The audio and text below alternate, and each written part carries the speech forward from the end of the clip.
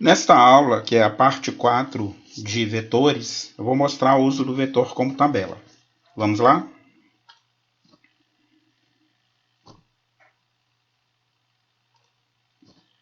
Bom, se não soubéssemos utilizar o vetor, vamos supor que eu tivesse que resolver este problema. Dado o número do mês, escreva o nome do mês correspondente. Então, sem uso de vetor, certamente nós teríamos que fazer assim. Eu declararia uma variável do tipo inteiro, chamada m, por exemplo, e uma variável caractere mês. E aí o usuário digita o número do mês e eu armazeno na variável m. Então eu teria que fazer um teste. Se m for igual a 1, então a variável mês recebe janeiro. Se não, se m igual a 2, então a variável mês recebe fevereiro e assim por diante, até chegar no 12. Se mês m for igual a 12, mês receberia dezembro. E no final, depois do C, basta imprimir o mês é a variável mês, não é mesmo? Mas com o uso de vetor, o que nós vamos fazer? Nós vamos criar um vetor com o nome de meses e vamos armazenar os 12 meses na memória. É por isso que eu chamo de uso do vetor como tabela. Eu vou criar uma tabela chamada meses com os 12 meses do ano. Observe, meu vetor tem 12 posições e eu vou armazenar janeiro, fevereiro, março, abril até dezembro. Bom, se eu tiver esse vetor na memória, o usuário vai continuar digitando o número do mês. Por exemplo, eu coloquei aqui, olha, a caixinha M, suponhamos que ele tenha digitado 10. Se ele digitar 10, eu vou lá no vetor meses e tenho que pegar essa posição que ele digitou, essa posição M, para imprimir mês índice 10, ou seja, eu teria que imprimir que é outubro.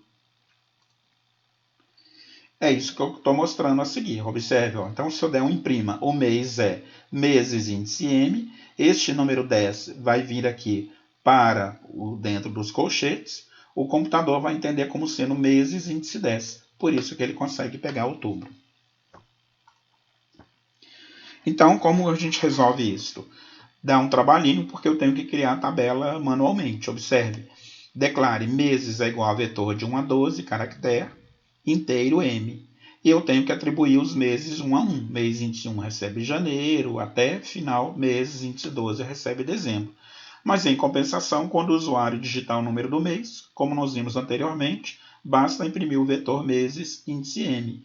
Eu não preciso fazer aquele monte de C, como a gente viu no início. Bom, então se eu sei fazer isso, eu posso colocar dentro de uma estrutura de repetição. Né? Eu posso, por exemplo, ter uma agenda com os aniversariantes de, por exemplo, 50 pessoas de uma empresa, e eu posso fazer para contador de 1 até 50, faça. O usuário vai digitar o número do mês e eu vou imprimir o nome do mês daquele aniversariante. Qual o meu propósito com isso? Bom, já que eu sei imprimir o mês de aniversário de cada uma das 50 pessoas na empresa, eu consigo também saber qual é o número de aniversariantes de cada mês. Então a minha pergunta é essa: que tal contar o número de aniversariantes de cada mês? Como fazemos isso? Eu posso criar um vetor chamado total, por exemplo, para armazenar o total de aniversariantes de janeiro, fevereiro, março, abril até dezembro. Então, este vetor total vai ter 12 posições. Inicialmente, se não foi digitado nenhum aniversário, obviamente eu zero este vetor total. Observe, para contador de 1 até 12, faça total índice contador recebe 0. Está lá o meu vetor total zerado na memória. Feito isto, cada vez que o usuário digitar um número de um mês, eu vou imprimir o nome do mês correspondente, como nós vimos no slide anterior, meses índice N. Mas observe, eu consigo somar mais um em uma das posições do vetor total. Em qual das posições do vetor total eu vou somar mais um cada vez que o usuário digitar um número de mês? Na posição correspondente ao número de mês que o usuário digitou. No exemplo anterior que nós vimos que o usuário digitou 10, total índice M, que é total índice 10, vai receber total índice 10 mais 1. Ele vai lá na posição 10 do vetor total e soma 1. Depois, novamente, o programa volta, o usuário digitou, por exemplo, 12.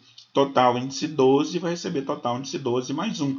Ele vai somar mais 1 na posição 12. De maneira que quando acabar este para contador de 1 até 50, as 50 pessoas estarão aqui presentes no vetor total. Por exemplo, eu poderia ter 10 pessoas na posição 1, 5 na posição 2, de maneira que se eu somasse o conteúdo do vetor total, eu chegaria no número 50. Então está aí, se eu quero imprimir o vetor total, agora eu posso esquecer a variável m. Eu volto a usar o contador e lá no final do programa eu posso dizer para contador de 1 até 12, faça o número de aniversariantes do mês, meses índice contador, é total índice contador. O que ele vai fazer? O número de aniversariantes de meses índice 1, janeiro, é total índice 1, o que tiver somado na posição 1. Quando ele voltar ao contador vale 2, ele vai imprimir meses índice 2, fevereiro, total índice 2, que é o total de aniversariantes de fevereiro. E assim por diante. Então, consigo saber quantos aniversariantes tem em cada mês.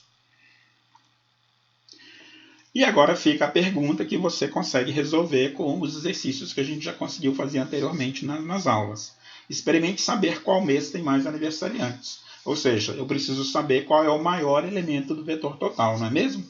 Se o maior elemento do vetor total estiver, por exemplo, na posição 7, é porque o mês de julho tem mais aniversariantes. Então, é um daqueles casos de exercícios que nós já fizemos de descobrir o maior elemento de um vetor. Ok? Então é isso. Encerro aqui esta aula de uso do vetor como tabela. Nos vemos na próxima.